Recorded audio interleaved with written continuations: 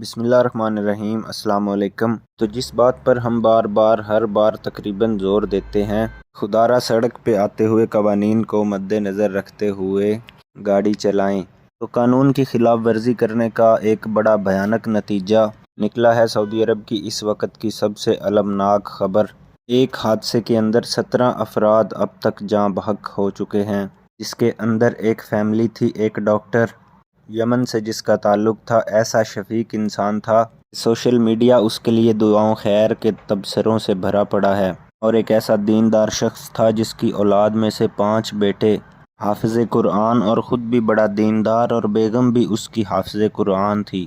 تو وہ پورا خاندان کس کرب سے گزر رہا ہے، اور کس نے یہ غلطی کی اور کیوں کی، یہ بڑی ہی ایک افسوسناک بات ہے۔ یہ کوئی ایسا نہیں ہے کہ اچانک حادثہ ہو گیا، بلکہ ایک پاکستانی صاحب ہیں جن کا نام ذکر ہو رہا ہے کہ یہ ایک چھوٹا ٹرک چلا رہے تھے جسے سعودی عرب میں ڈائنا بولتے ہیں۔ تو وہ گاڑی یہ صاحب چلا رہے تھے، یہ فیملی ڈاکٹر جائن کی یہ فیملی ریاض سے مکہ مکرمہ کی جانب عمرے کے لیے آ رہے تھے۔ تو یہ مخالف سمت سے آیا، یہ ڈائنا والا عکس گیا اور ان کی گاڑی کے ساتھ جا کے ہٹ ہوا، اور پھر دیگر 2 گاڑیوں کو بھی بری طرح سے ہٹ کیا۔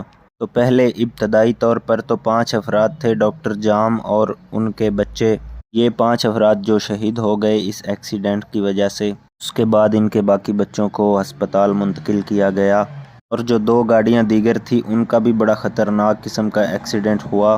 سب سے پہلے خبر آئی تھی کہ 5 افراد جاں بحق ہو چکے ہیں، اس کے بعد یہ پتہ چلا کہ ایک ہیئت المشاہیر سعودی عرب کا ایک ویریفائڈ اکاؤنٹ ہے، اس نے بتایا کہ 13 افراد کی وفات ہو گئی ہے۔ پھر ایک ایسے شخص نے بھی کمنٹ کر کے بتایا جو اس واقعے سے ریلیٹڈ تھا، اسی علاقے کا تھا، اس نے بتایا کہ اب مرنے والوں کی جو تعداد ہے وہ 17 ہو چکی ہے۔ انا للہ و انا الیہ راجعون، یعنی ہاسپٹل میں وہ جو انتہائی تشویشناک حالت میں لائے گئے تھے، ان میں زیادہ تر لوگ وفات پا چکے ہیں، ایک بندے کی غلطی کی وجہ سے جو عکس آیا خلاف ورزی کی، اور اب اتنے لوگوں کی جان جانے کا ذمہ دار بن چکا ہے۔ اب یہ جو صاحب ہے نا، ان کی کوئی بچت نہیں ہونے والی۔